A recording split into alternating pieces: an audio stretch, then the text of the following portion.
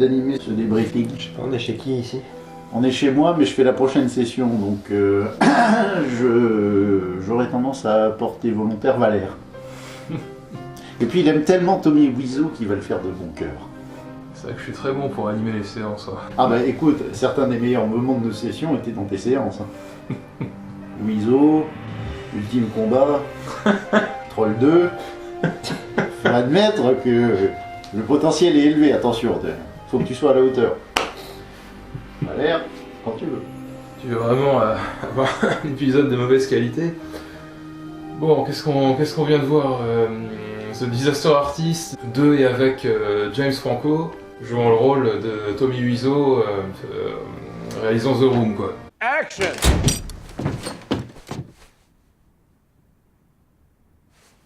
What line? Alors, je voulais juste dire un truc de base. Alors c'est très intéressant parce que c'est dans la chaîne des produits dérivés, c'est extraordinaire. C'est un film qui est une adaptation d'un livre relatant le tournage d'un film. Qui lui-même n'est pas l'adaptation d'un livre. Qui lui-même n'est pas l'adaptation d'un livre, mais l'adaptation des fantasmes délirants d'un personnage absolument loufoque dont on ignore l'origine. Un génie, quoi. Un génie, mais inconnu, incompris. Valère, pardon, t'as interrompu. Non, vous aviez repris la main avec beaucoup de... Tu vois, t'as mis d'habileté. T'as mis une demi-heure à le décider à faire le truc et tu l'as coupé au bout de 10 secondes, tu l'as tué, là, c'est fini. Lutte, ça m'apprendra à la fermer. Los Angeles, everybody wants to be star. You have to be the best and never give up. When I get up on stage in front of people, all I can think about is, what if they laugh at me? You, man, you're fearless. I want to feel that too. I don't care. I'll do it. Bon, par où est-ce qu'on prend ça? Par où on prend ça? Avant de parler du film, si on parlait de là d'où vient le film. Donc en gros, nous, on connaissait l'existence de The Room, mais on l'avait jamais vu. Personnellement, moi je l'avais jamais vu, donc on a eu la chance de le voir pendant c'est quoi, la deuxième session, troisième? Non, quatrième, pardon, c'est celle où on a amené chacun nos films. Ouais, en fait, c'était il y a un petit peu plus d'un an, c'était en mai dernier, mai 2017. Eh ben, tu peux noter le jour précis, l'heure et tout? Ah, je peux retrouver ça? Ah, d'accord. Oui, donc ça remonte à plus d'une année. On avait chacun amené un film et... The Room, Ultime Combat et l'attaque des deux sueurs. Ah, c'était cet épisode. Ah oui, et The Room, je l'avais amené moi. J'avais eu la chance de trouver ce film parce que je voulais le voir depuis des lustres. Donc on a vu ce film et évidemment le jeu d'acteur de Tommy Wiseau a emporté la timbale. C'était pas le meilleur du pire pendant la session, mais on avait salué l'effort. Et donc dans la foulée, on s'était dit qu'à l'occasion, on ferait un épisode, puisque de manière assez concomitante en fait avec cet épisode-là, on avait appris que James Franco tournait The Disaster Artist. Ça, et puis il y avait ce documentaire qui est resté un petit peu oui. en production et arrêté à la source par Wiseau lui-même, qui s'appelait A Room Full of Spoons, je crois. Oui, et ce qui est assez drôle, c'est qu'un petit peu comme notre épisode sur... l'épisode où Valère nous a fait découvrir des nanars asiatiques qui en ce moment perdus dans les limbes des droits d'auteur de YouTube. Et si tu nous écoutes YouTube, on veut bien un petit geste. En gros, c'est très intéressant parce que j'ai l'impression que tout projet concernant The Room ou tournant autour de The Room, de la production de The Room, qui n'a pas l'imprimatur de Tommy Wiseau, est un peu paumé dans les limbes. Parce que James Franco est un bon pote de Tommy Wiseau. Il n'est pas opposé au projet, il soutient le projet, donc il y a une espèce d'imprimatur de Tommy Wiseau, et à côté de ça, tu as ces mecs qui réalisent de manière assez indépendante un documentaire à l'aide des fameuses images tournées pendant le tournage du film, puisque Tommy Wiseau tenait à ce que tout soit documenté, donc il voulait faire un documentaire à partir de ces images, de ces vraies images, pas une recomposition à l'écran avec des acteurs. Il voulait en faire un documentaire et il s'est perdu dans les limbes suite à de nombreuses procédures et passages devant des cours de justice aux États-Unis. Donc on n'en voit toujours pas la couleur. On a annoncé de 5 ou 6 sessions qu'on ferait un épisode sur Room Full of Spoons et il n'est pas du tout sorti. À la place, on a The Disaster Artist. Cut? Why you cut, Sandy? This is great. This is real acting. If you're gonna writhe around with the dress, maybe do it before you shoot yourself in the head and blow your brains out. I disagree. D'ailleurs, je veux pas spoiler peut-être ce qu'il serait plus pertinent de dire à la fin de la vidéo, mais est-ce que Tommy Wiseau a vu The Disaster Artist et est-ce qu'il s'est, enfin je suppose que oui, mais est-ce qu'il s'est exprimé publiquement dessus? Alors, James Franco a gagné, je crois, le Golden Globe du meilleur acteur dans une comédie. Et il avait invité sur scène en fait lors de son speech de remerciement. Et il savait qu'il allait recevoir la récompense. Il l'avait invité au cas où. Et Ouais. puis parce que le film était nominé en lui-même aussi. Et, Ouais. et en fait, Wiseau s'était exprimé publiquement. Il me semble même que la question lui avait été posée lors de la session à laquelle on avait assisté au Grand Rex aussi. Oui, je cite. The Room, séance spéciale 15 ans du film en présence de Tommy Wiseau et Greg Sestero projeté en écran de scène, on va savoir ce que ça veut dire, en VOST, le vendredi 16 février 2018 à 20h30. C'est donc la seconde des 2 soirées organisées à cette occasion. C'est un magnifique anniversaire pour moi. Voilà, on y était. T'avais gardé ton billet? J'avais gardé mon billet, c'est ça me servait de marque-page, c'était pas beau. Et il me semble qu'il avait reconnu. Il n'avait pas reconnu l'authenticité de l'intégralité du film. Il avait dit voilà, certaines choses oui, certaines choses bon. Enfin, il avait été très vague comme dans tout ce qu'il fait de toute façon. J'ai une petite Est-ce que question. t'es la vie de pas tomber dans le film? Enfin, Ouais, Non, quand tu prends par exemple, c'était le film Social Network, c'est ça, sur Zuckerberg, où Zuckerberg Fincher. avait reconnu que 90% du film était juste, enfin était authentique, ce qui paraît pour un biopic être un total quand même assez énorme. Et là non, il est resté très très vague, presque comme s'il hésitait à voir un petit peu où tout ça allait retomber, la critique qui allait en être faite, pour s'attribuer l'authenticité ou non du film. Enfin, c'est l'impression que ça m'a donné. Oui, mais moi j'en ai un souvenir un peu différent, alors vous allez me corriger si je me trompe, mais est-ce qu'il s'agissait pas plutôt d'une question sur la lecture du livre de Greg Sestero? Du genre, est-ce que vous avez lu le livre de Greg Sestero? Est-ce qu'il y en a dit dedans? Est-ce la vérité? Et j'avais l'impression plutôt que Wiseau disait que Greg, c'est un beau narrateur, il invente bien des histoires. Maintenant, est-ce que le film est fidèle au livre? Parce que ça peut nous faire un... Ouais. un Mais élément de j'avais réponse l'impression que la question de base portait justement d'abord sur le C'est vrai. livre plutôt que le film. C'est J'avais vrai. l'impression que c'était jamais qu'une conséquence. Et puis honnêtement, pendant la projection de The Disaster Artist à laquelle a dû être invité Tommy Wiseau, à mon humble avis, il était plutôt dans les coulisses en train de boire du Red Bull que de regarder le film. Ça, on sait jamais ce qui... To be or not to be? It's not going to happen for you. Not in a million years. But after that, This town, Greg. They don't want me. wish we could just make our own movie. That great idea.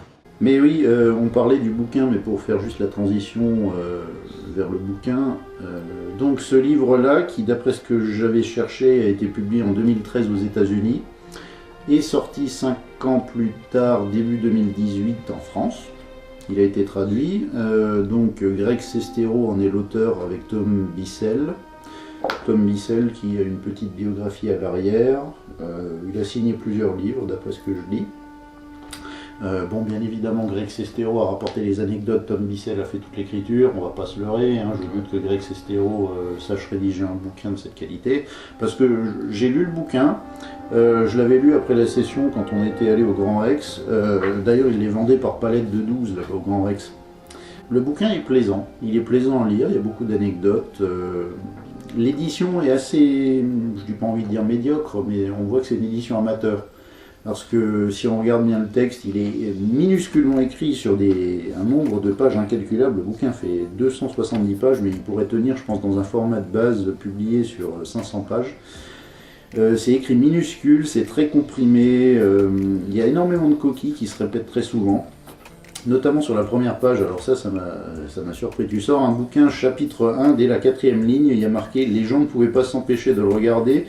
Moi-même, je ne pouvais m'empêcher de le regarder. » Attends, mais tu l'as corrigé, tu corriges tes bouquins au stylo. Absolument, et je suis un mauvais gars, mais en même temps, c'est pas la Bible, n'est-ce pas? La Bible a été plus annotée que Disaster Artist, certainement. Oui, en même temps, il y a plus à gloser que sur The Disaster Artist. Cela étant, donc l'édition est assez amateur. il y a beaucoup de choix en termes de ponctuation ou même de coquilles qui se répètent. On a l'impression effectivement qu'il servait d'un logiciel qui avait tendance à répéter les erreurs. Il y a une lettre qui a tendance à manquer, je ne sais plus laquelle c'était, mais il y a une lettre qui dans tous les mots où elle apparaît, manque. Ah, si c'est le E, on est foutu. Non, c'est pas le E, mais je sais plus exactement. Mais voilà, il y a des coquilles très ponctuellement. Après, le livre en lui-même est intéressant, c'est bien traduit, les vannes sont bien traduites en français, il n'y a pas à dire. J'aime la structure du livre, c'est très intéressant à lire. Alors, je me souviens absolument plus de ce qui se passe dedans, parce que je l'ai lu il y a 5 ou 6 mois et c'est trop loin pour moi, je m'en souviens absolument pas. Très vaguement des bribes. Mais je me souviens bien de la structure qui était intéressante, c'est-à-dire que si je regarde le sommaire, il y a 17 chapitres dans ce bouquin. Il y a 2 chronologies distinctes et en fait les chronologies sont enlacées l'une dans l'autre. J'entends par là qu'il y a 2 temporalités qui évoluent progressivement en parallèle. Il y en a une qui démarre, là où démarre le bouquin, spécifiquement la veille du jour où ils vont commencer à tourner The Room, et qui continue jusqu'au tournage de The Room et à la diffusion en salle de The Room. C'est la chronologie au temps présent. Et la chronologie au temps passé va de la naissance et de l'enfance de Greg Sestero jusqu'au moment où Tommy Wiseau et lui décident de faire The Room. De sorte que quand tu arrives au terme d'une, tu peux lire dans la continuité l'autre. Mais ils auraient pu très bien faire un récit qui est tout à fait linéaire, mais je trouve que le choix de faire des chronologies enlacées, une narration enlacée comme ça, permet d'éclairer certains pans du caractère de chacun des personnages et permet d'éclairer pourquoi au temps présent ils ont des réactions, notamment Tommy Wiseau, qui peuvent paraître un peu étranges. Donc c'est un bon bouquin, ça se lit bien. Chose assez notable, il est très rare qu'un livre me fasse rire à voix haute, autre que simplement sourire ou ricaner. Et celui-là m'a fait rire à de nombreuses reprises, à de très nombreuses reprises. Je me suis trouvé à rire à...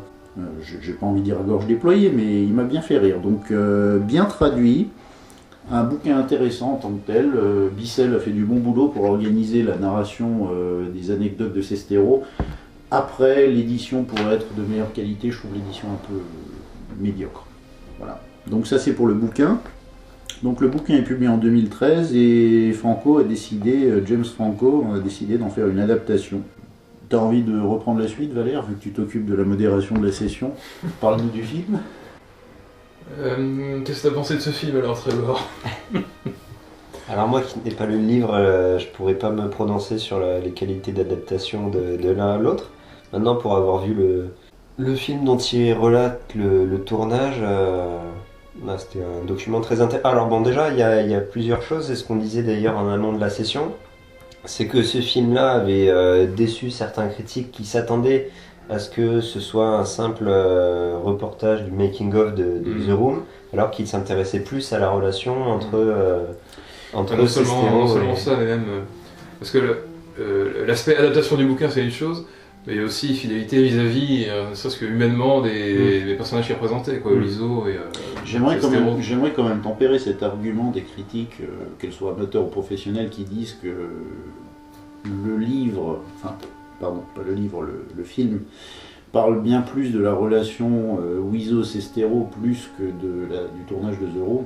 Il faut tempérer le truc, quand même, il faut bien faire un peu d'exposition de base pour présenter les personnages. Il faut bien présenter la situation initiale et en toute honnêteté, il commence à parler de la rédaction du script de The Room et ça parle ensuite pour tout le reste du film de The Room à partir de la 30e minute. Sur un film qui fait 1h30, c'est tolérable. En fait, c'est ce que j'allais vous dire, si vous m'aviez laissé finir, que du coup, voilà, il y avait eu ces critiques dont vous aviez parlé, mais qu'en fait, je m'attendais, du coup, avec ces informations en tête et sans avoir vu le film, à ce qu'on entende beaucoup moins parler du film, qui reste quand même voilà, l'élément central. L'aboutissement, c'est ça, on les voit, ça commence, ils sont en classe de, comment on dit, en classe de théâtre ou en cours de théâtre, voilà. En dramatique, non ? Voilà, c'est ça. Et voilà, ils partent très vite pour réaliser leurs rêves et c'est un petit peu le MacGuffin du film, le rêve qu'ils cherchent à poursuivre, qui est d'accoucher d'un film et c'est une promesse qu'ils se font. Ils font une promesse solennelle de a piggy promise. Ils font une promesse solennelle, le croix de bois, croix de fer, etc. Ensemble, ils réaliseront leur rêve d'être connus, que leur nom soit connu, etc., etc. Donc en fait, je vois pas vraiment comment le film aurait plus pu porter sur The Room lui-même que ce que ça a été. Alors j'ai des souvenirs assez brumeux de la lecture du bouquin, mais du peu dont je me rappelle. C'est une bonne adaptation. Alors comme toute adaptation nécessairement d'un bouquin qui fait presque 300 pages dans un film, nécessairement il faut trancher dans le vif et retirer des passages. Il y a de nombreux passages qui ont été retirés. L'enfance de Sestero n'est absolument pas abordée. Sa période de mannequinat quand il va en Italie du Nord n'est absolument pas abordée. Quand il revient aux États-Unis et qu'il trime et qu'il décroche notamment un rôle dans, je crois, le film avec Robin Williams, Patch Adams ou Dr Patch, où il a un second rôle vaguement dans le fond, n'est pas abordé. Receive her into the arms of your mercy, into the blessed rest of everlasting peace, and into the glorious company of the saints on high. Amen.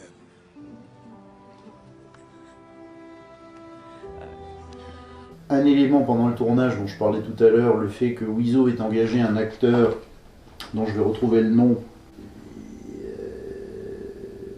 Non, je ne le retrouve pas. Si, si, voilà. Il y a une liste d'interprètes en fait, c'est comme au théâtre. Il y a une liste des rôles en fait, au début du bouquin. Et en fait, Don, qui je crois s'appelle Ron parce qu'il y a marqué Sick juste à côté, donc Don dans la liste des interprètes est crédité comme l'autre Marc. Et donc en fait il y a toute une intrigue, le fait que Tommy a engagé un type pour jouer le rôle de Marc, que ce mec a officiellement le rôle et que progressivement il va se faire évincer par Greg Sestero qui va prendre le rôle parce que les producteurs qui sont en fait Tommy Wiseau veulent voir Greg Sestero dans ce rôle et pas ce type qu'il a embauché et qu'il a grosso modo pas les couilles de lui dire en face de dégager. En fait il va le faire progressivement.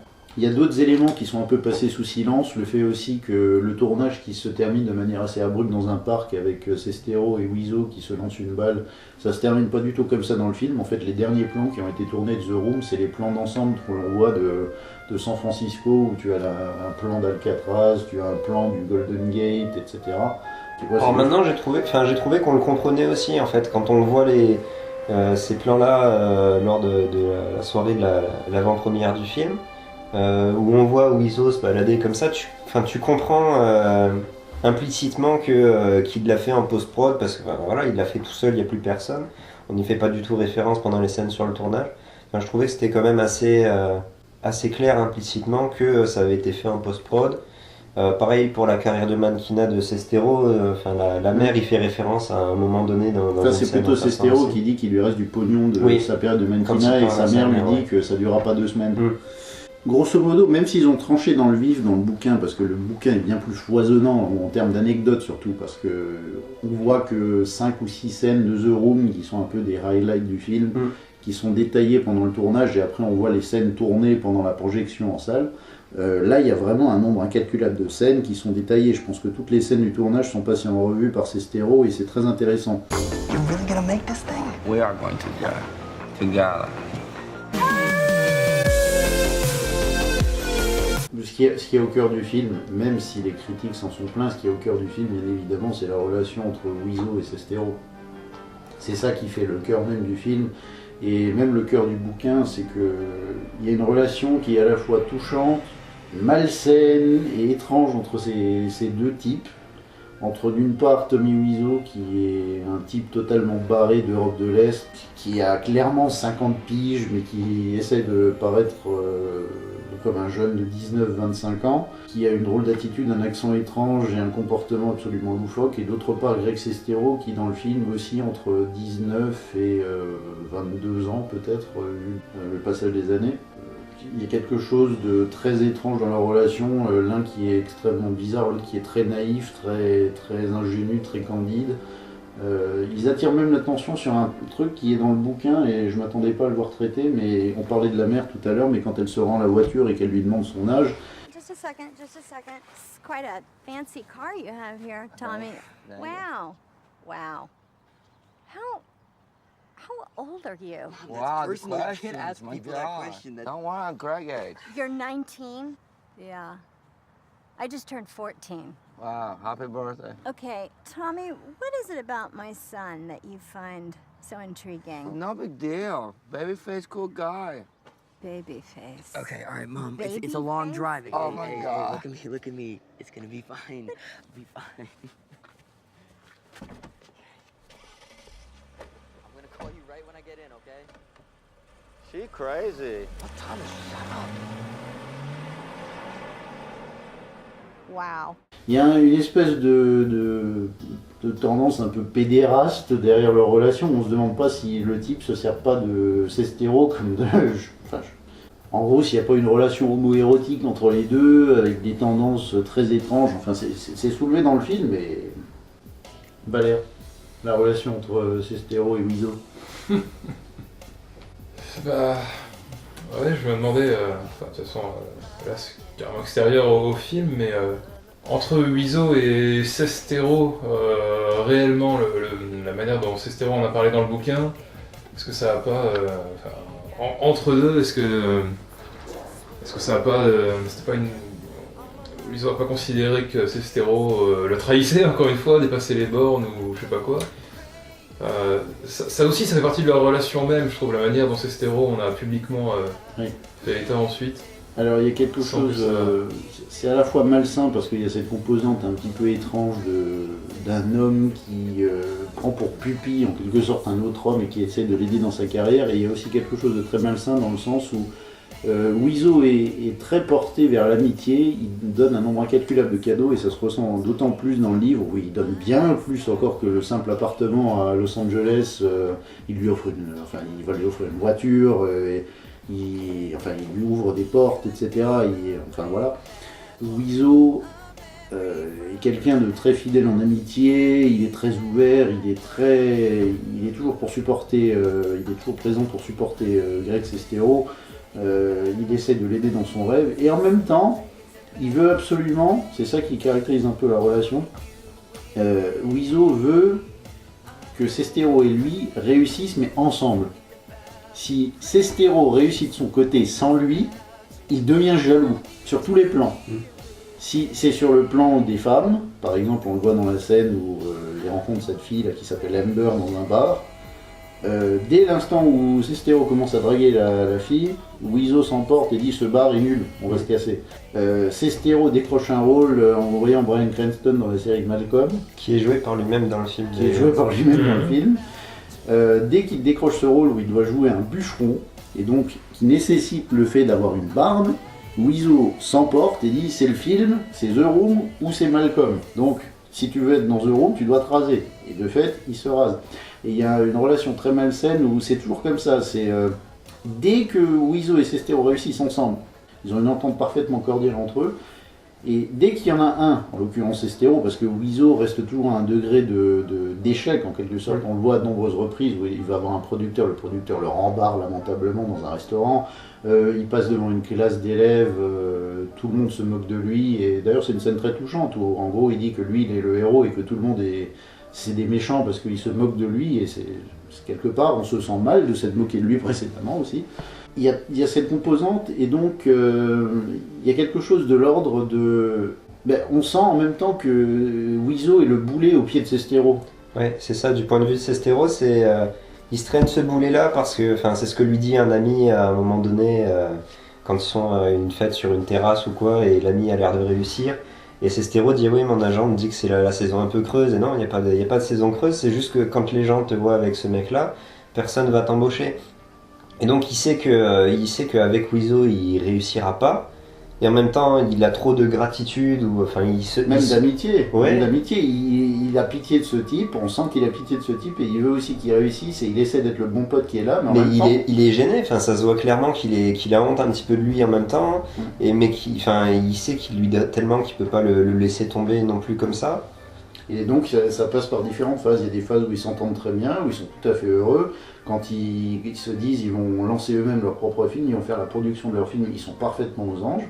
Par contre, dès qu'il y a de la tension pour le moindre petit élément, Greg Sestero il se retrouve sur place, il sait pas quoi dire, et Wiseau pète sa crise. Et souvent ça a des incidents sur d'autres éléments, comme par exemple le moment où il décide d'emménager avec sa copine, Sestero, donc de quitter l'appartement que Wiseau lui a prêté à Los Angeles.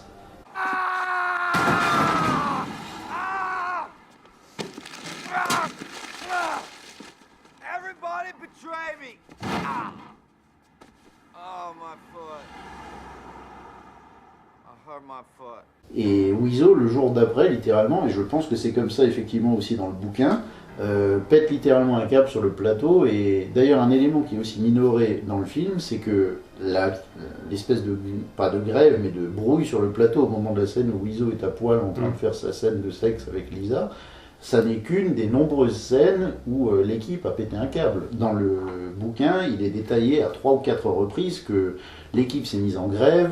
La seconde équipe, là, un gars qui s'appelle Todd, l'ami de Todd et l'autre ami de Todd qui sont dans le van pour aller filmer la scène dans le parc. Mais ça, c'est qu'une des 3 équipes, je crois 4 équipes qui ont tourné le film, parce qu'il y a un nombre il y a un turnover lamentable pendant ce film.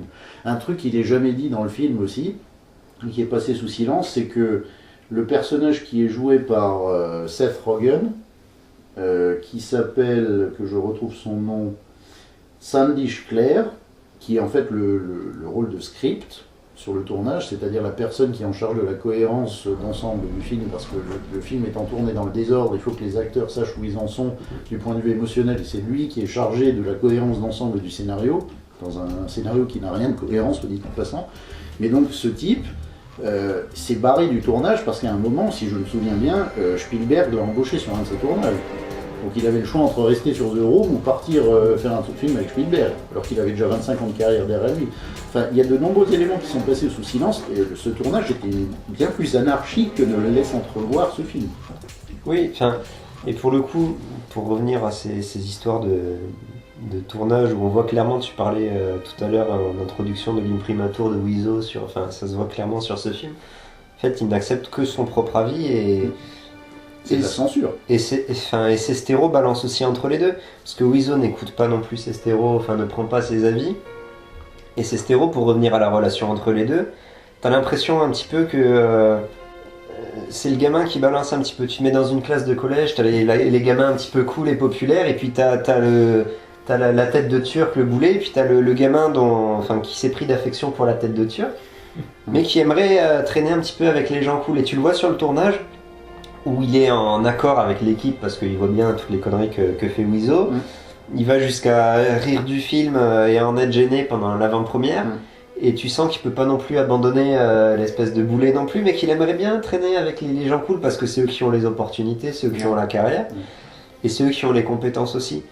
Il y a cette dimension du personnage de Wiseau aussi qu'on décèle un tout petit peu, c'est que par rapport à Sestero, ça se sent qu'il est jaloux. Sestero est plus beau que lui, il emballe plus facilement les nanas, il réussit quand même, sa carrière est modeste à Sestero, il réussit dans une petite série. Il a un agent aussi qui a un rôle plus important dans le livre, Iris, je ne sais plus son nom.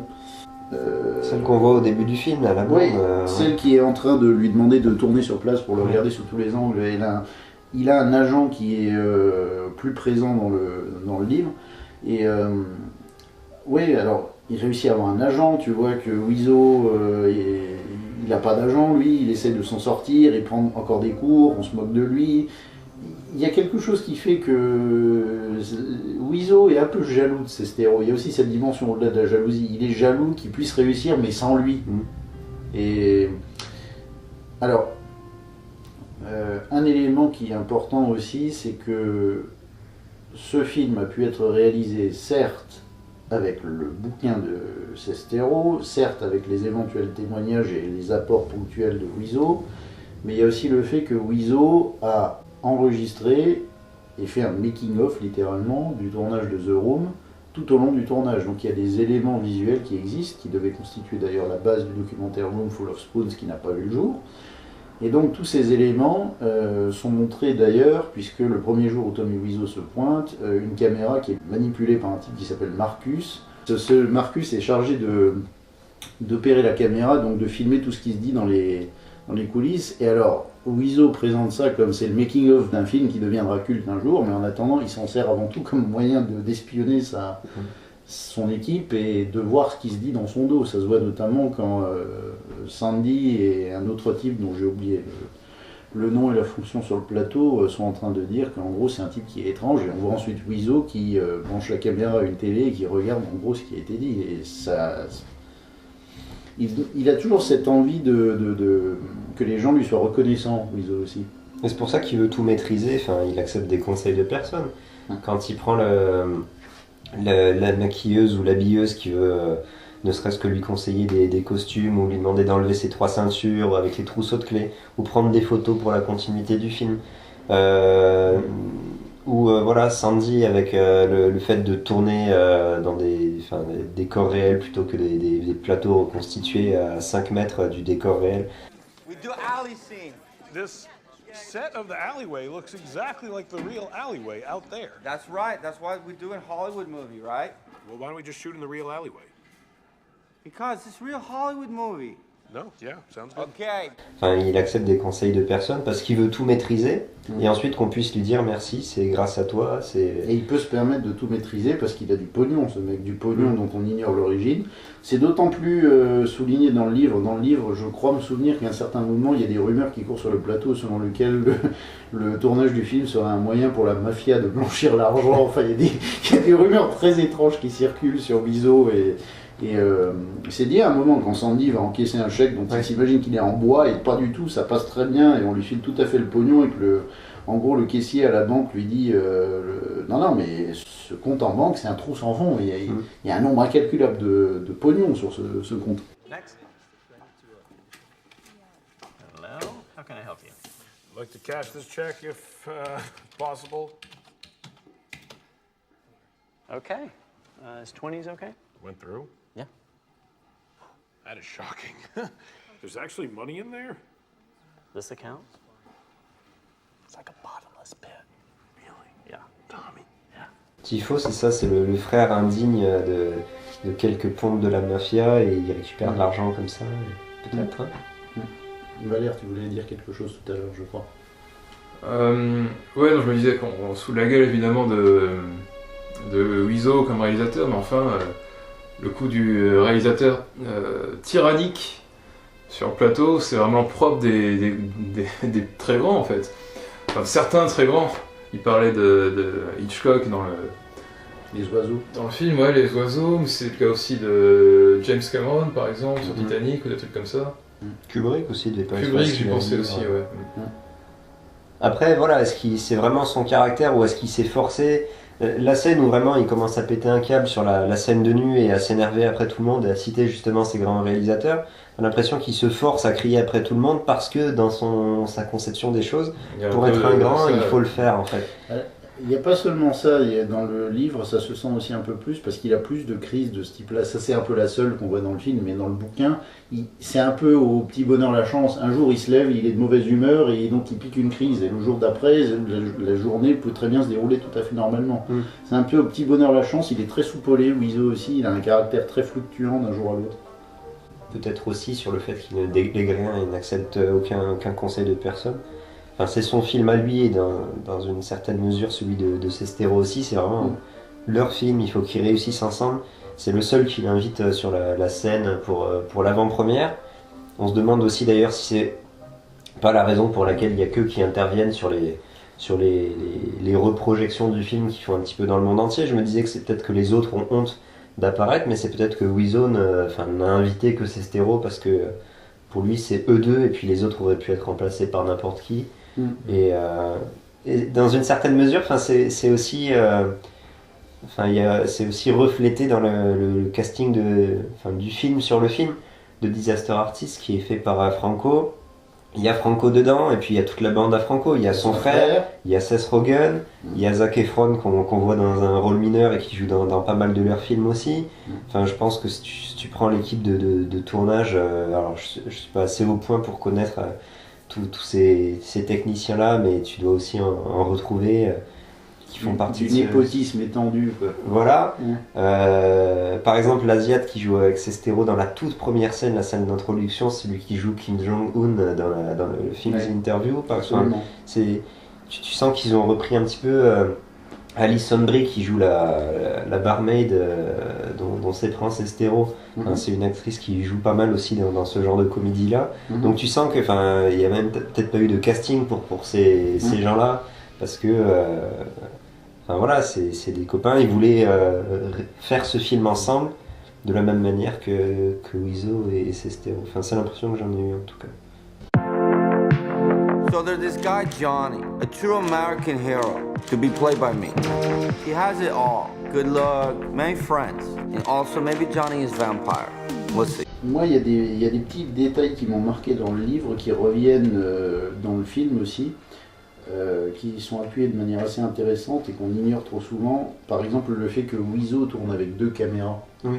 Il a constamment 2 caméras en train de tourner. Il a tourné en 35 mm, il a tourné avec une caméra HD, ce qui pour 2003, à mon humble avis, devait être assez neuf. Parce qu'à part des grosses productions genre Star Wars, je pense pas qu'il y ait beaucoup de films qui tournaient en HD. Et donc c'est présenté dans le film, et là j'ai retrouvé le passage où il parle de ça, Sestero, et le livre dit: la décision la plus coûteuse et inutile qu'avait pris Tommy était probablement celle de tourner simultanément son film avec une caméra 35 mm et une caméra HD. En 2002, une caméra HD et une caméra 35 mm coûtaient à L2 autour de 250 000 $. Les objectifs allaient de 20 000 à 40 000 $ chacun. Et il fallait bien sûr embaucher toute une équipe spécifique pour faire fonctionner chacune d'elles. Tommy avait fait construire un support capable d'accueillir en même temps la caméra 35 mm et la caméra HD, ce qui voulait dire qu'il y avait en permanence besoin de 2 équipes et de 2 systèmes d'éclairage différents sur le plateau. Sur le tournage, les techniciens expérimentés n'avaient pas la moindre idée de la raison pour laquelle Tommy faisait cela. Il avait fait ce choix car il voulait être le tout premier réalisateur à le faire. Il n'a jamais pris la peine de se demander pourquoi personne d'autre n'avait essayé. Et ce tout petit paragraphe là, qui représente rien du tout en fait, mais qui éclaire pas mal de choses sur le tournage de The Room, est converti en une scène dans le film en fait. Donc le bouquin est un petit peu décortiqué, on voit qu'ils ont sélectionné les bribes qui leur paraissaient les plus intéressantes ou les plus révélatrices, alors soit d'éléments concernant les personnages, soit sur le tournage de The Room. Le film en lui-même, après, vous en pensez quoi? C'est quoi? C'est un hommage? C'est un making-of? C'est un film comique? Alors pour moi, juste pour rajouter par rapport à tout à l'heure, en fait, oui, Alison Brie, ils l'ont casté certainement aussi. Non mais ça m'est revenu, plutôt que de le mettre en addendum, parce que c'est la compagne de Dave Franco, en fait, dans la... D'accord. Voilà. Je pense que le bouquin est sorti... Enfin, il a été... Enfin, c'est une interprétation personnelle. Il a été écrit ou coécrit par Sestero, voilà, comme une espèce de... Enfin, je balance un petit peu tout ce que j'ai sur le cœur, parce que je suis associé à ce type-là, et puis j'avais envie de raconter ça, et puis... voilà, comme je suis un petit peu prisonnier de cette amitié-là, je balance ça. C'est tombé entre les mains de Franco, de Rogen, qui eux ont dû adorer le film, qui étaient amis peut-être avant ou peut-être après avec Wiseau, et qui se sont dit non, plutôt que de mettre ça du point de vue de Sestero, on va en faire un hommage parce qu'on adore ce film aussi.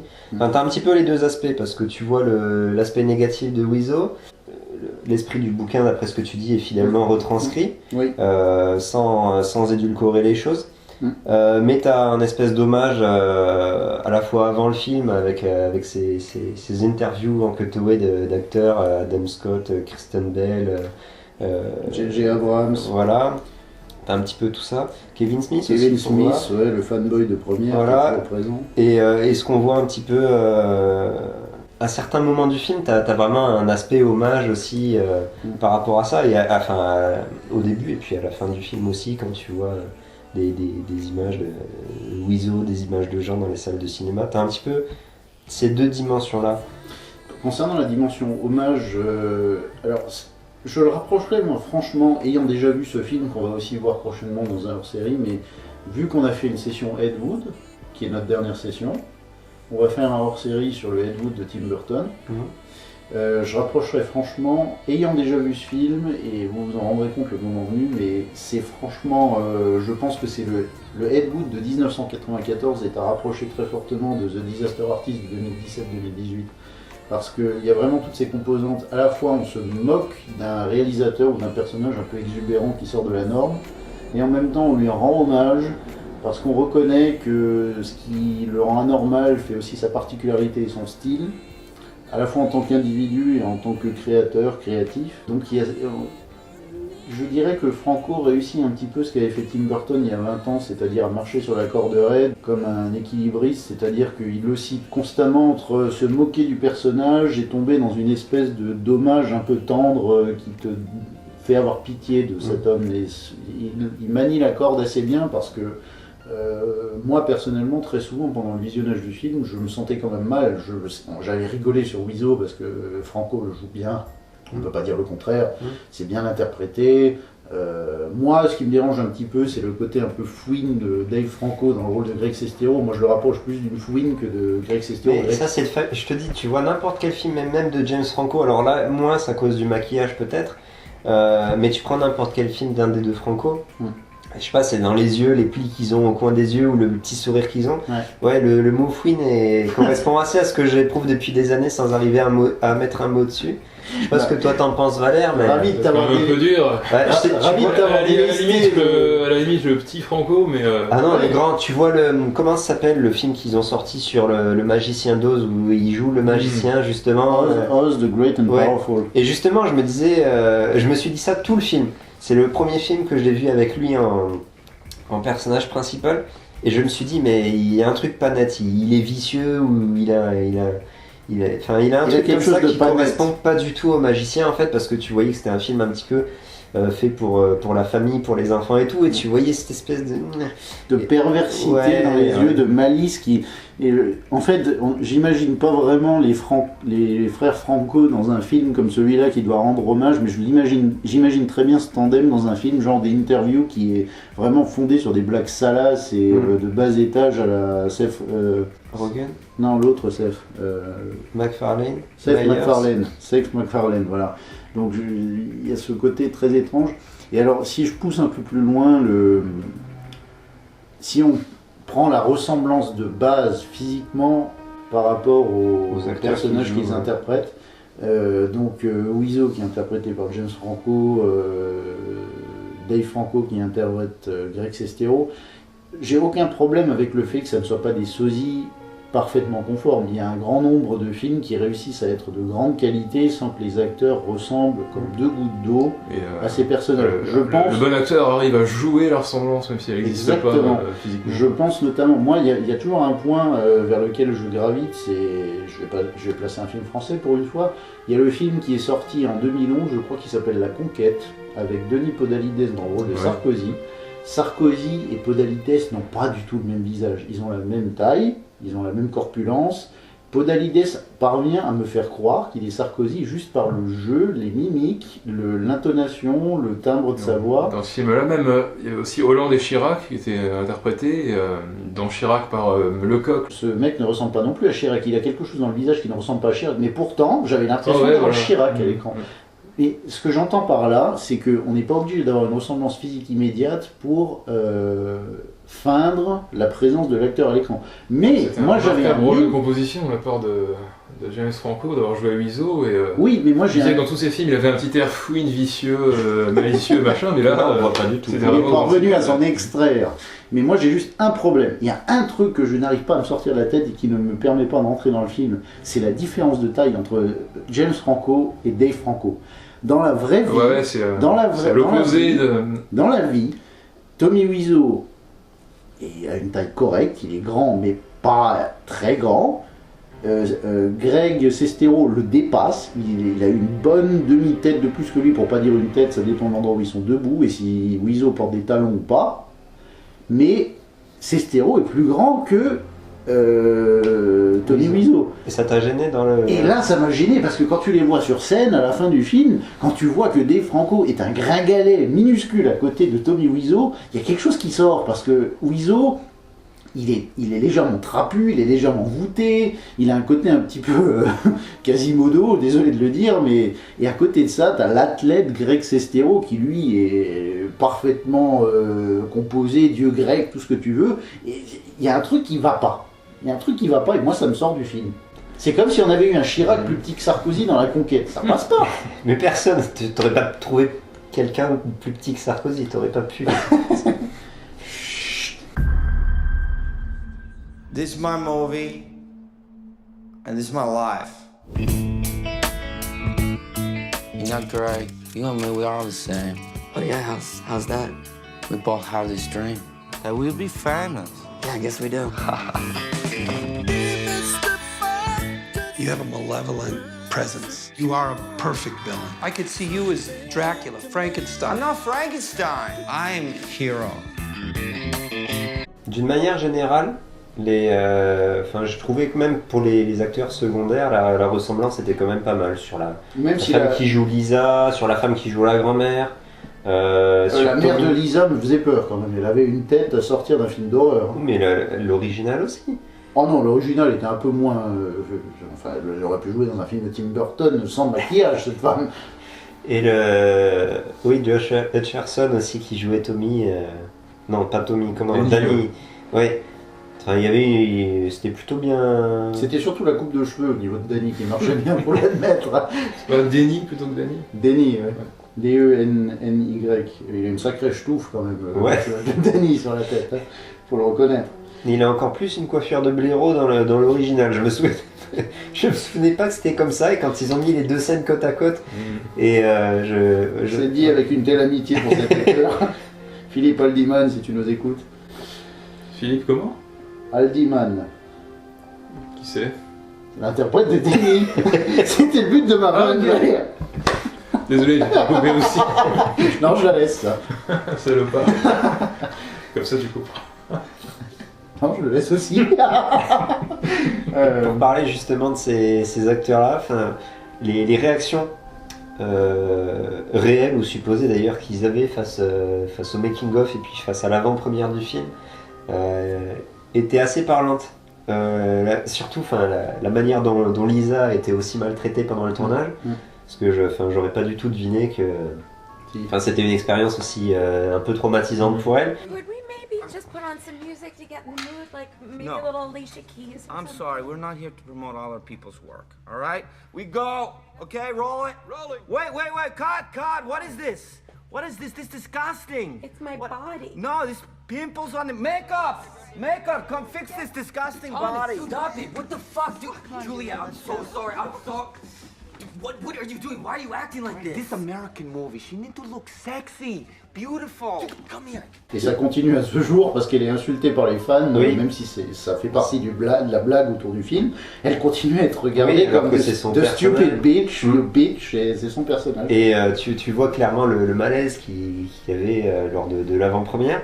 Alors je sais pas si c'est une raison pour laquelle elle participe pas du tout, qu'on n'entend pas du tout parler de ce film et qu'elle participe pas aux séances Alors après, tu peux comprendre visionnage. aussi que de manière basique, des acteurs qui ont participé à ce truc aient envie de se soustraire au maximum de tout ce qui entoure ce film pour mener une carrière un tant soit peu normale. Bah, t'aurais pu avoir un effet Troll 2 où justement il se...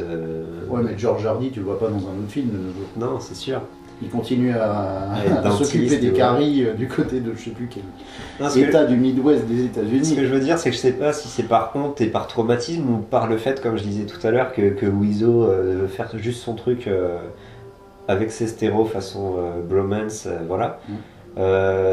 Et à l'opposé, t'avais Denny qui avait l'air très très fier d'être dans le film. Enfin, je sais pas si vous voyez au début de la projection de l'avant-première, il est fier, quoi, c'est son truc. Bah, il est dans son siège et il regarde à gauche, à droite pour voir si les gens regardent le fait que c'est lui sur l'écran. Ouais, et alors après, il se met à rire comme les autres par mimétisme un petit peu, mais au début, il est vraiment fier d'y être, et complètement à l'opposé de tous les autres. Alors l'équipe technique y est pour rire du film, clairement. Les acteurs, enfin les autres acteurs ont un petit peu honte d'y être. Tu prends les deux femmes. Je sais pas si ça reproduit fidèlement la réalité de la chose. Parce que même Sestero lui-même n'a pas pu, j'imagine, se rendre compte de ça pendant l'avant-première. Mais voilà, le décalage entre les différentes réactions était assez intéressant, j'ai trouvé. Justement, tu parles de la projection du film après son tournage, c'était fin 2003, je ne me rappelle plus de la date exactement. La projection du film, c'était le 27 juin 2003. Merci Trevor, décidément en termes de date, tu es efficient. Parce que je me suis demandé, en voyant le truc, je me suis demandé ce que je faisais à cette époque-là. En fait, j'étais en fin de 4e. Trevor, tu as un divan, allonge-toi. Why give them job? I give them salary. I would spend $5 million on this movie, Greg. Are you kidding me? $5 million? And they are not grateful. Nobody respects my vision. Where were you born, Tommy? Greg, that's not part of the scene. Now, you want an easier question? Where does the money come from, huh? Stop, this is on camera. I know it's on camera, just like you want it. I do this whole movie for you, Greg. Justement, en parlant de ça, j'aimerais parler de la temporalité en fait du film.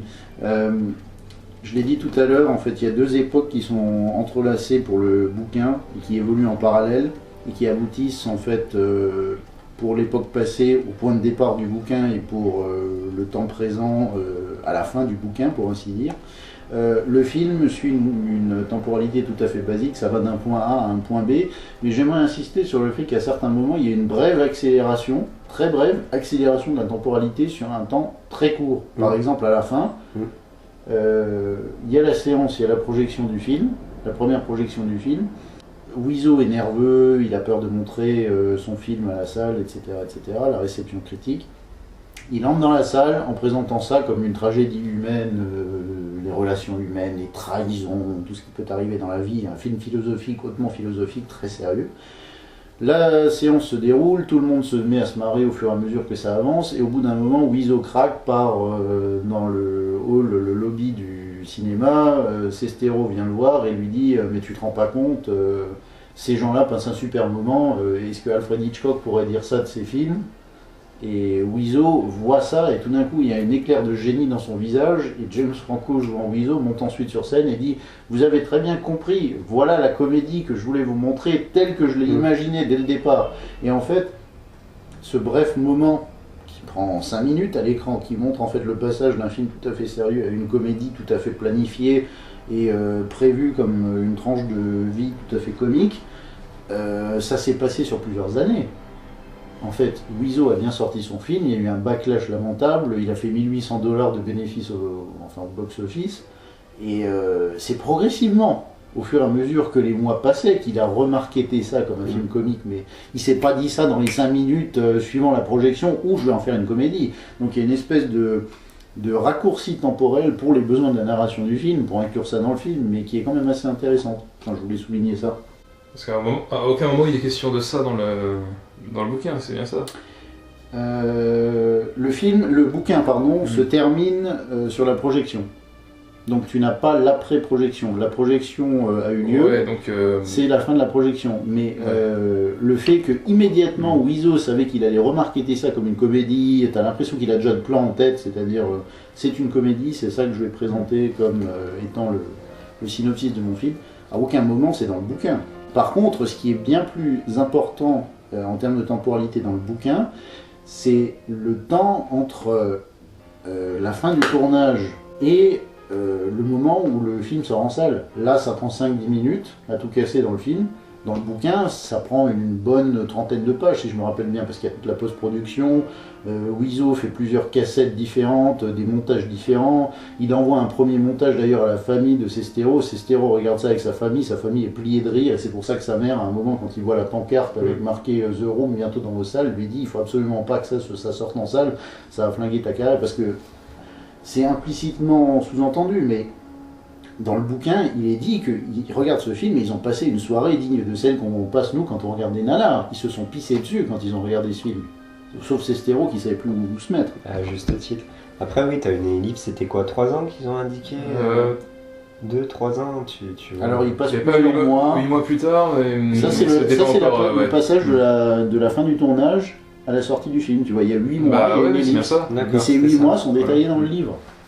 Mais alors, je comprends bien qu'il fallait faire des ellipses, mais c'est plus détaillé. Ce que je veux dire par là, c'est que si on veut avoir plus de détails, si on est frustré par le visionnage de The Disaster Artist, il faut lire The Disaster Artist et tous les éléments qui manquent dans le film, il faut lire le bouquin. C'est absolument pas sponsorisé par Greg Sestero, la vidéo. Je ne cherche pas à vendre de bouquins. Alors, la grosse interrogation que je me pose, c'est qu'on voit... Justement. Alors là j'ai un trou. On a regardé ce film il y a quoi, il y a 1 heure, et je sais plus qu'est-ce qui vient avant quoi, parce qu'à un moment donné on voit. Je viens en revanche certains trucs avec une précision remarquable. Je sais pas, j'ai été bercé trop près du mur et ça... Il y avait un calendrier sur le mur, c'est ça. On voit Sestero reprendre un petit peu sa vie en main. Il joue dans une production de Death of a Salesman. Enfin, tu vois que sa carrière repart un petit peu. Modestement quand même, c'est une pièce de théâtre qui n'est pas à la télé ou dans une série. Il aurait plutôt préféré un film ou une série. Non mais c'est une bonne pièce de théâtre qui a été adaptée en film, c'est un truc assez connu il me semble. Ouais mais ça plaît plus à ses parents que ça ne plaît à lui, on bien sent sûr. Quand il est au téléphone. C'est par là que ça passe de toute manière, tu sens qu'il pourrait gravir les échelons s'il a d'autres opportunités. Et là Wiseau vient le voir, mais c'est avant l'avant-première, c'est ça? Il vient justement l'amener à l'avant-première, c'est ça? Alors... au bout des 8 mois, Sestero a son rôle dans Death of a Salesman. Il a des bonnes critiques, il est en salle, tous les soirs, il joue sa pièce. Et tout d'un coup, un jour, il reçoit dans la boîte à lettres une invitation à la première de The Room. Il n'en avait plus entendu parler pendant 8 mois et il reçoit cette invitation. C'est ça. La question que je me pose, c'est parce qu'après, on a un encart à la fin du film, comme tu as dans tous les biopics, et machin, ils sont restés en contact, ils bossent ensemble. Est-ce qu'il a continué cette carrière-là, ou est-ce que Wiseau a réussi à l'extraire de ça au moment où il sortait un petit peu la tête de l'eau, et il l'a renfoncé, soit par sa simple présence, soit il l'a volontairement extirpé de la carrière qu'il commençait à avoir? Il y a un moyen d'apporter une réponse à ta question, parce que dans combien de films ou de séries as-tu vu Greg Sestero depuis la sortie de The Room en 2003? C'est vrai. Mais si tu ne le vois pas nulle part, on l'a vu pendant la soirée au Grand Rex, ils sont encore en potes, ils sont toujours ensemble, mais ce qui est toujours très drôle, c'est que Wiseau est toujours très flexible, il est toujours présent partout, il est toujours dans tous les sens, il est très articulé, articulated, comme ils disent les Anglais, il bouge beaucoup, il a la bougeotte, et à côté de ça, tu as toujours Greg Sestero qui est toujours raide comme un piqué, t'as toujours l'impression qu'il se demande où il est, quoi. Ah, sur ses photos, oui. Sur les photos, et même quand il était sur scène, t'as toujours l'impression qu'il se demande où il est, qu'est-ce qu'il fait là. Où est-ce que ma vie a pris un si mauvais tournant? Non, tu pourrais te demander, il pourrait rester ami et collaborer accessoirement sur des projets, et puis qu'il poursuive une carrière en même temps au théâtre, ou... Ah oui, d'accord. Est-ce que là, c'est le cas ou pas? Ou il alors sortir un film. Oui, mais avec Wiseau. Oui. Mais à part lui, je veux dire, ou alors est-ce que même, le seul fait que le film ait été, soit sorti et tué sa carrière dans le F6, ce qui est vraisemblable. Je sais pas, c'est pas dit dans le livre s'il continue à avoir derrière. Non, je crois me souvenir que ça se termine littéralement au moment où l'avant-première de The Room se termine. C'est vraiment, ça en reste là. Il n'y a pas d'après The Room. Il n'y a pas d'après The Room. on n'en ressort pas. Exactement. On ne tourne jamais. Mais en même temps, a-t-il vraiment besoin de ça? Alors certes, je pense que il fera pas des centaines et des millions, mais il est connu internationalement pour un film qui n'est pas terrible. Il est connu pour ce bouquin qui, au final, est un produit dérivé du film The Room. Et ce bouquin a lui-même été adapté en film. Je pense qu'au niveau postérité, il ne pouvait pas rêver mieux quand même. Il est plus connu que s'il continue à enchaîner les seconds rôles dans un film. Oui, après il peut le faire pour réaliser ce rêve qu'il a. Enfin, je sais pas, je sais pas. Je sais pas, quelle est la signification de la vie? Déjà, sur l'argent de The Room même, il doit pas toucher grand chose à mon avis, même pour les reprojections. Tout doit aller à Wiseau. Après, oui, effectivement, pour ce bouquin et l'adaptation qui en a été faite, oui, certainement. Tommy, this is not necessary. No, very necessary. I need to show my ass to sell this movie. I think you're aiming a little bit. I am what I am. Just do the scene. Why is he having sex with her belly button? He knows where her vagina is, right? Hi, doggy. Donc Valère, si tu avais un dernier mot à dire sur The Disaster Artist, y a-t-il des points négatifs? Y a-t-il quelque chose que tu as trouvé de mauvais dans ce film? Non, enfin rien d'autre que ce qu'on a déjà... ce que vous avez déjà pointé. Enfin rien non plus était époustouflant, quoi, donc... Non, c'est ça qui me dérange un peu. Je pense que concernant The Disaster Artist, ce qui me dérange le plus, c'est l'espèce de... toute la promotion autour du film qui est encore amplifiée par les fans de The Room. Le film en tant que tel, si on le regarde, c'est un petit film modeste qui raconte l'histoire de Tommy Wiseau et de Greg Sestero au moment où ils réalisent The Room. Certes, il y a un côté culte autour du film The Room, mais le film a des ambitions assez modestes. Même un côté film d'auteur de ce fait même, quoi. Oui, exactement. Et il y a un côté, c'est un petit film presque documentaire, parce que tout le film est tourné à la caméra à l'épaule, il n'y a pas de plan fixe, il n'y a pas de grand plan, t'as presque l'impression d'être une caméra supplémentaire sur le tournage de The Room, parce que tu vois souvent la caméra bouger quand il y a des prises de vue, c'est très reportage ou film documentaire. Donc c'est un petit film, mais qui tourne autour d'un film qui est hérité d'une dimension culte depuis sa sortie en 2003, et je pense que quelque part ça le dessert, et c'est pour ça que les gens sont un peu déçus, parce qu'ils en font un tel foin par la promotion, le marketing, toute l'image que les fans peuvent avoir en se disant « Waouh, c'est le film qui va raconter le tournage de The Room, il faut absolument aller le voir, ça va être démentiel ». Et au final, ils voient un film qui remplit juste le cahier des charges, mais qui n'est pas transcendantal. Il remplit bien son office. Et c'est cette espèce de de modestie peut-être dans la portée du film qui le dessert, mais qui pour moi le valorise. J'ai trouvé ça agréable. C'est un film qui était agréable à regarder. D'ailleurs, ce serait intéressant de le comparer dans cette optique-là au Ed Wood de Burton. Parce que dans le même registre, hommage à un réalisateur connu pour son ou ses films pourris, je pense que le Ed Wood sera un film beaucoup plus de qualité, remarquable, marquant comme film. Mais c'est pour ça que quelque part j'imaginerais très bien un The Disaster Artist de Tim Burton. C'est tout à fait les personnages qui plaisent à Tim Burton. Les marginaux qui sont étranges, qui rentrent pas dans la société, qui sont pas conformistes, qui sont pas dans le moule de ce que veulent les... Enfin voilà, c'est un personnage offert pour Tim Burton quelque part. Il pourrait y avoir un The Disaster Artist de Tim Burton. Sauf que avec The Room, on est dans l'espèce de drame sentimental à l'eau de rose à la con, alors que... Comme la moitié des films de Burton. Si tu leur mets un vernis gothique derrière, bon, on est là-dedans, non? Monsieur Burton, il lance en plaqueur. Exactement. Il lance en plaqueur, monsieur. Non, mais globalement, j'ai passé un bon moment devant The Disaster Artist. C'était plaisant à regarder. C'est pas un film qui est aussi démentiel que peut le présenter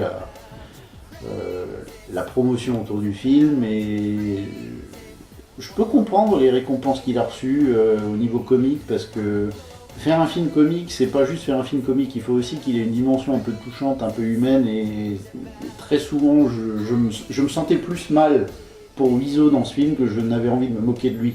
Si, franchement, ce Wiseau me faisait un peu pitié, tu te dis...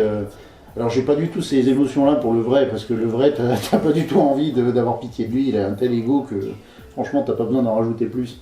Mais voilà, je le rapproche franchement du Ed Wood de Tim Burton, enfin vous le verrez la prochaine fois. Maintenant, à qui est-ce qu'il peut parler ce film? Est-ce qu'il parle plus aux gens qui ont connu The Room et qui s'en font des attentes, comme vous disiez, monumentales, et qui sont un petit peu déçus par ça, ou des gens qui sont entendus vaguement parler de The Room, soit même pas du tout, en tout cas qui l'ont pas vu et qui vont voir ce film sur un film culte, mais dont ils n'ont pas forcément conscience de l'existence? Est-ce que à ces gens-là, le film peut leur parler, sans connaître derrière tout ce que nous on savait de ce film-là? Je pense que Franco a bien joué, parce que ça joue bien sur les deux tableaux.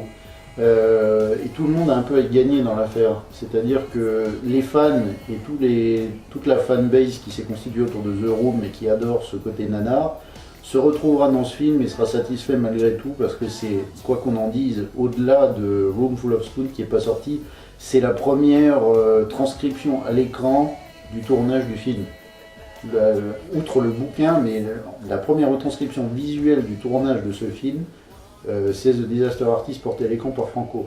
Donc il y a toute cette partie de la fanbase qui sera déjà satisfaite. Et je pense que tout le monde est gagnant dans l'affaire, parce que Franco a réussi à faire un film qui permet, l'histoire est compréhensible sans même avoir les bases même de l'histoire de The Room, mais il suffit de regarder le film, je pense qu'il est parfaitement compréhensible par tout à chacun. Il faut juste accepter l'étrangeté de la chose et du pitch de base, mais un type qui ne connaîtrait pas The Room peut très bien aller voir ce film, se dire que ce film est intéressant, et ensuite être porté vers The Room pour découvrir ce qu'il en est du film de base. Et à partir de là, tout le monde est gagnant, parce que Franco a réussi à intéresser quelqu'un à son film, et Tommy Wiseau, lui, a réussi à avoir un tremplin supplémentaire vers sa production de 2003. Donc à mon avis, c'est un film qui est adroitement marketé. Y a-t-il quelque chose à ajouter? Il faudrait pouvoir mettre Valère dans les vidéos. À chaque fois que je le regarde, il fait toujours ça. Tu sais, tu peux presque imaginer un cercle comme les Looney Tunes qui se rapprochent autour de Valère. Toujours ta da da da da da da da da da, et t'aurais Valère qui ferait comme ça, et ça ferait That's all, folks.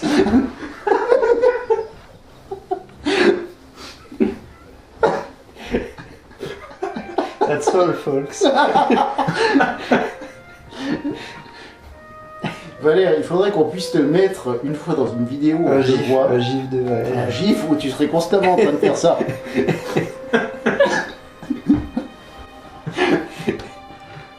Que veux-tu, Valère, t'es notre mascotte. Sur ce... Action! I did not hit her. It's not true. It's bullshit. I did not hit her. I did not. Oh, hi, Mark. Yeah!